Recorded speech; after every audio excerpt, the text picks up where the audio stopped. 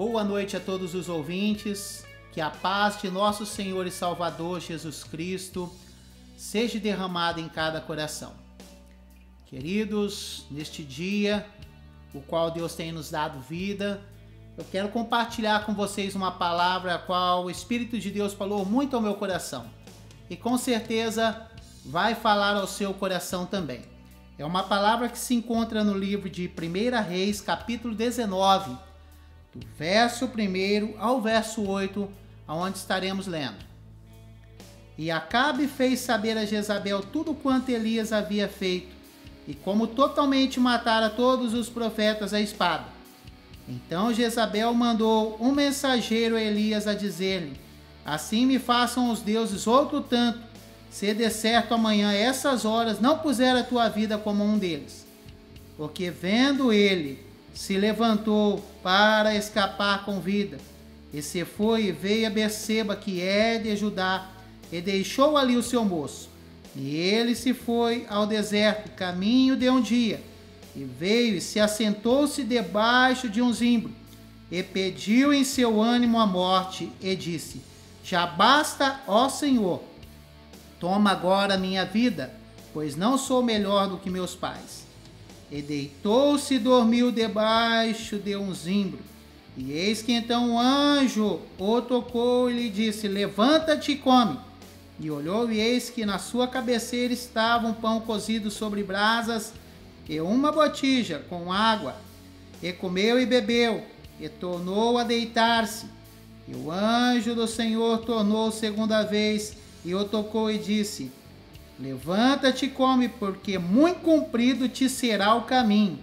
E levantou-se, pois, e comeu e bebeu, e com a força daquela comida, caminhou 40 dias e 40 noites, até Horebe, o monte de Deus. Amém. Amados, eu quero dar um tema a esta mensagem, que é Elias debaixo do pé de zimbro. Nós vemos através dessa mensagem alguns ensinamentos o qual o Espírito Santo vem nos instruindo.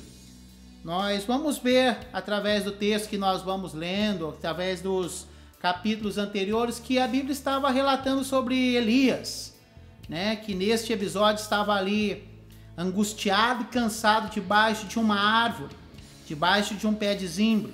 Mas nós vemos que este homem, queridos, ele não era simplesmente um homem comum, um homem qualquer, um homem, pode-se assim dizer, comum como existe na sociedade. Elias era um homem de grande fé. Elias era um homem, no qual podemos nós, homens de Deus, até sentir, pode-se dizer assim, uma certa admiração por ele, porque ele realmente tinha intimidade com Deus. Ele tinha intimidade com o Senhor. Ele era um homem que a sua intimidade com Deus chegava a ser tão grande, tão exuberante, tão magnífica, que Elias ele simplesmente cai na história de Israel como um paraquedas. Do nada aparece Elias profetizando que durante 3 anos e 6 meses não haveria chuva e nem orvalho sobre a terra. Eu imagino que Elias ele faz essa profecia segundo a sua voz, segundo o seu entendimento, segundo a sua palavra e não segundo aquilo que Deus havia ordenado, porque Elias já estava cansado de ver a situação de Israel. Elias, ele já não aguentava mais ver o povo desviado de Deus, o povo afastado de Deus, do Deus verdadeiro, do Deus que pode, do Deus que cura, do Deus que sara, do Deus que liberta, do Deus que pode entrar nesse seu problema agora e resolver esse seu problema simplesmente em fração de segundos, porque ele é todo poderoso. E Elias viu o povo correndo atrás de Baal, de Acera, deuses feitos por mãos de homem. Deuses que na realidade são frutos da imaginação do homem, na verdade não são deuses. Então, Elias falou assim: eu preciso fazer alguma coisa para resolver esse problema. E não existe nada melhor do que o sofrimento para fazer com que as pessoas se aproximem de Deus.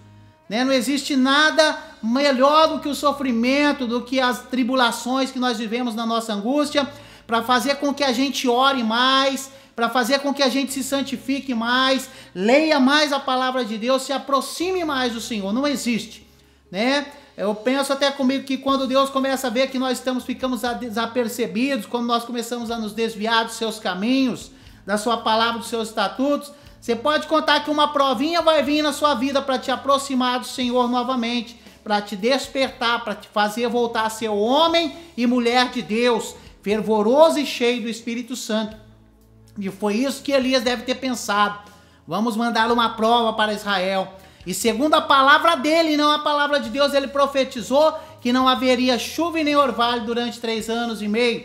E assim Deus assinou embaixo, porque a intimidade deste homem era muito grande. E Deus o manda, né, até o rio, aonde foi alimentado pelos corvos. Depois ele vai até a casa da viúva, na onde é alimentado pela viúva, na onde Deus multiplicou a farinha, na onde Deus multiplicou o azeite. E no decorrer de todos esses anos que foram se passando, um belo dia o filho da viúva, né, ficou doente, ficou moribundo e veio a falecer. E mais uma vez este homem de fé, ele clama ao Senhor, ele ora ao Senhor, o Senhor volta a dar vida àquele cadáver daquela criança que havia falecido. Assim era este homem de Deus. Louvado seja o nome do Senhor. E mais uma vez Elias vem, desafia os profetas de Baal, os profetas de Azera, faz ali os profetas de Azera, os profetas de Baal fazem o seu sacrifício, se mutilam para que o Deus falso deles viesse a responder com fogo o sacrifício. Mas nada aconteceu. Mas quando Elias ele faz o sacrifício ao Deus Todo-Poderoso e ele faz uma rápida oração, mais uma vez Deus o honrou. Mais uma vez Deus respondeu com fogo. Então, amados irmãos, quando nós olhamos para esse episódio, nós não estamos vendo um homem, né, comum, pode-se assim dizer, mas um homem de grande fé. Né? Mas interessante, um homem de grande fé como Elias, ele também ficou triste, ele também ficou cansado. Olha para você ver. Isso quer dizer que isso pode acontecer comigo, isso pode acontecer com você, isso pode acontecer com qualquer um. De repente eu estou falando para uma pessoa assim agora, que antes era fervorosa, era cheia da graça, cheia do Espírito Santo, e hoje está debaixo de um pé de zimbro, pedindo em seu ânimo a morte.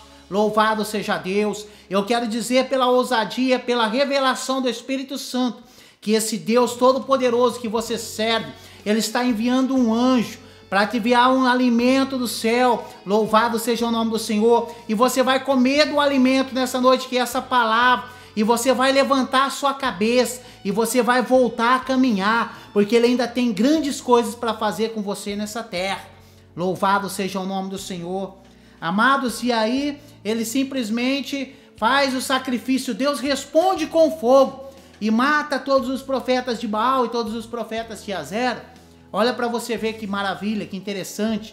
Imagino eu que Elias, né, na sua fragilidade humana, ele deve ter pensado, meu Deus, mas que coisa linda, como que o Senhor operou. Agora neste momento, isso é pensamento meu, a Bíblia não diz, irmão, só eu estou conjecturando.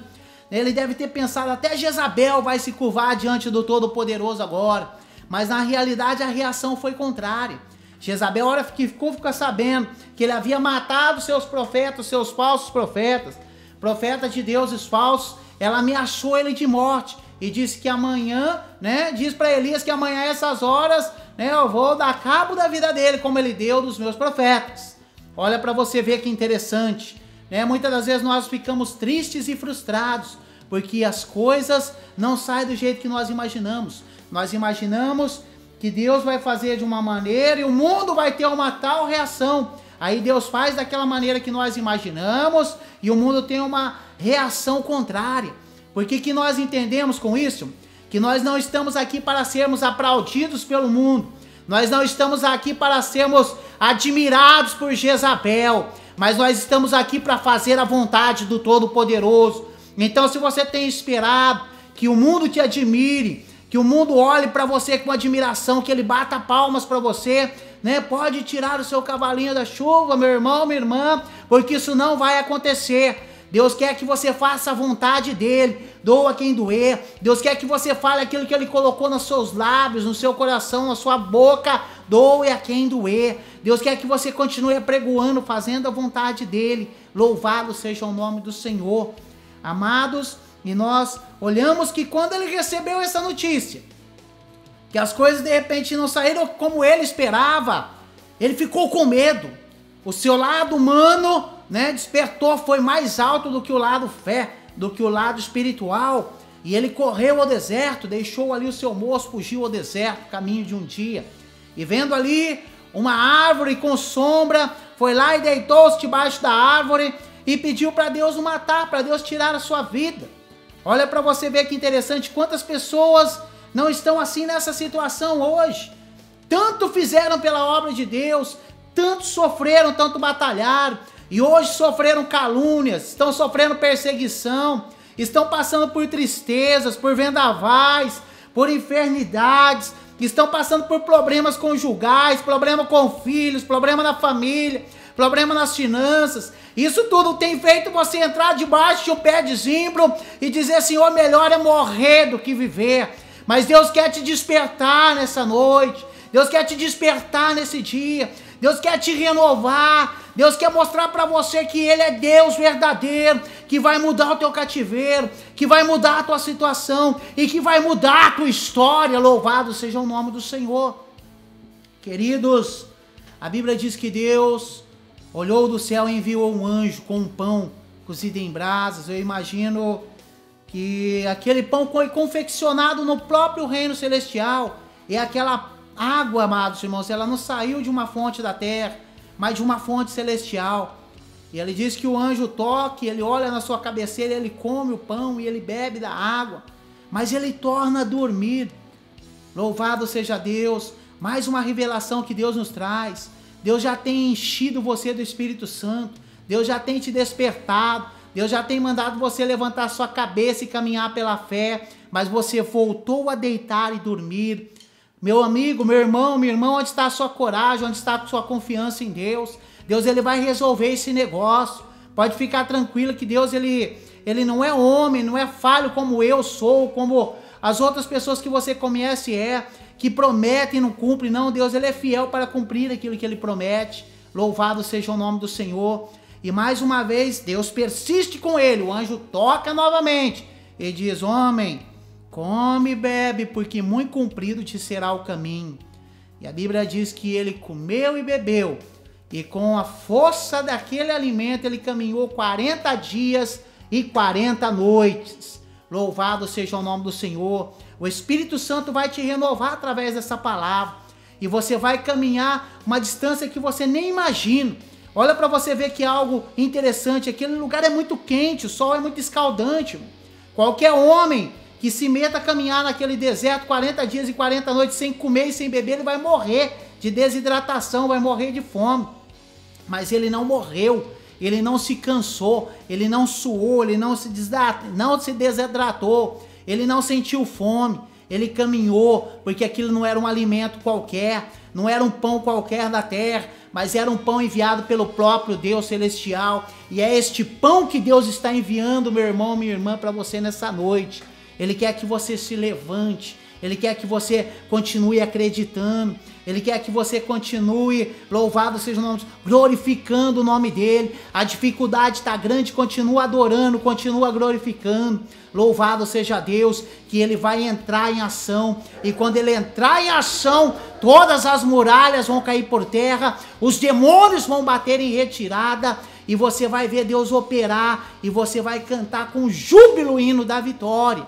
Louvado seja o nome do Senhor. Então, quando tudo parece estar acabado, Deus ainda tem planos. Louvado seja Deus. Eu não quero me alongar na palavra. A Bíblia diz que ele caminhou 40 dias e 40 noites e se enfiou dentro de uma caverna, né? Olha para você ver. Enfiou-se dentro de uma caverna.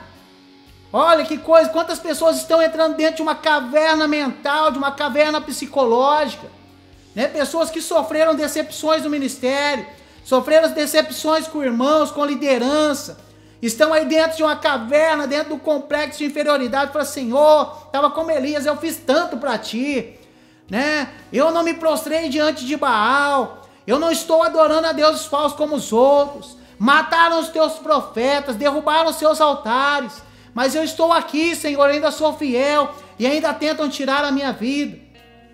Elias estava dentro, a caverna ali simbolizava uma caverna espiritual. Ele entrou dentro dessa caverna e ele não queria sair dali de dentro, porque ele achava que ele não merecia estar naquele lugar, que ele não merecia sofrer aquela perseguição, que ele não merecia estar naquela situação, assim como você, sabe, que não merecia, e não merecia mesmo. Louvado seja Deus, mas o mundo que nos cerca, ele é mau. Nesse mundo que nos cerca, ele tem profetas de Baal, ele tem Jezabel, ele tem Acabe, tem pessoas que não acreditam no mesmo Deus que nós, tem pessoas que não temem o mesmo Deus que nós, e elas te perseguem, e às vezes até dentro da própria casa, dentro da própria irmandade, e você está aí dentro dessa caverna, mas Deus está chamando você, Elias, de Deus para fora, e ele chama Elias para fora, né? E Elias, né, olha para fora, um terremoto, Deus não estava, um grande vendaval, Deus não estava, labaredas de fogo, Deus não estava. Louvado seja o nome do Senhor, mas Deus aparece para ele através de uma palavra mansa, uma brisa suave, e ali Deus fala com ele, manda ele retornar. Elias ora, clama ao Senhor, louvado seja Deus, e Deus ele envia chuva sobre a terra. Louvado seja Deus. Passado mais alguns dias, ele unge ali o rei da Síria com o mandato do Senhor, Eliseu para ficar em seu lugar, e Jeú para ser rei de Israel.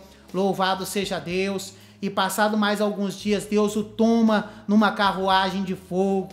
Deus honrou aquele homem grandemente. E eu quero dizer para você, Deus também vai te honrar. Vale a pena servir o Senhor. Quando tudo parece que está acabado, quando parece que Jezabel vai dar cabo da nossa vida, que a nossa história acabou, né? Que a nossa família foi derrotada, né? Pelas circunstâncias, pelas mentiras, pelo adultério, pela dificuldade financeira. Parece que nós perdemos os nossos filhos para as drogas, para o mundo, para o crime. Quando tudo parece estar perdido no nosso ministério, quando parece que Deus não vai fazer mais nada na nossa vida, Deus ainda tem muita coisa para fazer na minha vida e na sua vida.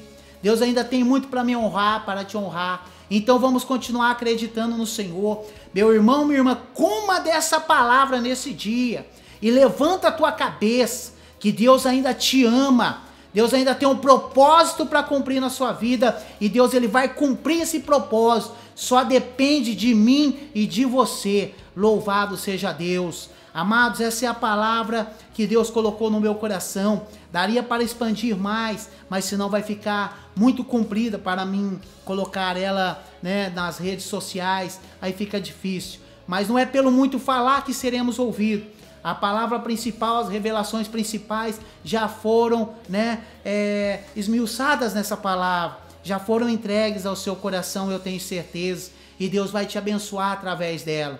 Que Deus abençoe a todos, em nome de Jesus. Amém.